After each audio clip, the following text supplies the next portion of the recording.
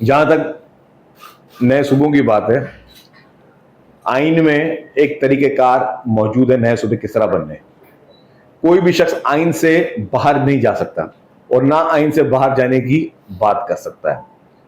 آئین پاکستان میں ایک رول لکھا ہوا ہے، اور پاکستان پیپلز پارٹی کا جو موقف ہے صوبوں کے بارے میں اور سندھ حکومت کا موقف، وہ آپ کے سامنے ایک نہیں 10 دفعہ آ چکا ہے.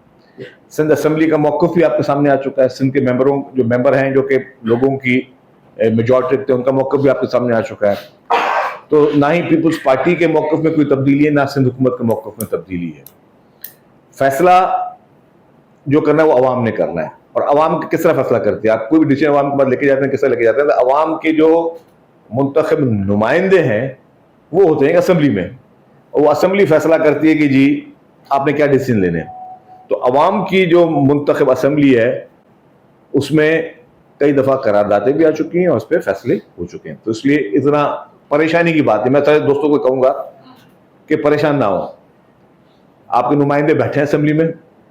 ہم اگر روز جذباتی تقریریں نہیں کرتے، یا ہم آ کے جو آپ نے نام لیا مصطفیٰ کمال صاحب کا، یا کہ آپ ان کے لب لہجوں میں نہیں بات کرتے، اس کا مقصد کیا ہے؟ کوئی خدا نہ خاصا ڈر خوف نہیں ہے. اس کا مطلب کہ ہم نہیں چاہتے کہ اس صوبے کا ماحول خراب ہو. ٹھیک ہے نا؟ ایک پلیز نہیں کرتے. آپ کو پتا ہے کہ یہ لہجہ کیوں استعمال ہوتا ہے؟ اس طرح کی بات آپ نے کہا کہ ہتھیار اٹھا لیں گے اور یہ کر لیں گے، مصطفیٰ کمال نے کہا یا صاحب نے کہا، جس نے بھی کہا.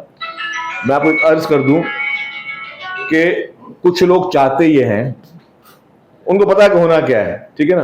کہ کوئی ایسا ماحول کریں، کیونکہ وہ لوگ وہ ہیں جو پولیٹیکلی وہ لوگ ختم ہو چکے ہیں.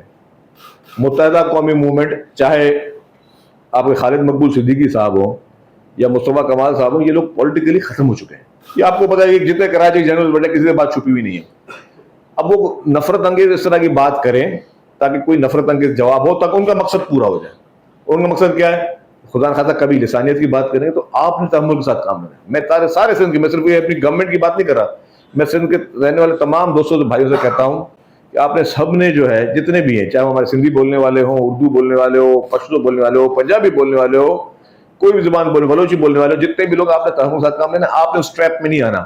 یہ جان بوجھ کے اس طرح کی لینگویج استعمال کی جا رہی ہے اور بلو دا بیلٹ اس طرح کی باتیں آتی ہیں کہ مطلب کسی کو چڑ دلانے والی بات، کوئی لسانیت کی بات، تاکہ آپ لوگ بھی اسی لہجے میں بات کرتا کہ ان کا کام ہو جائے.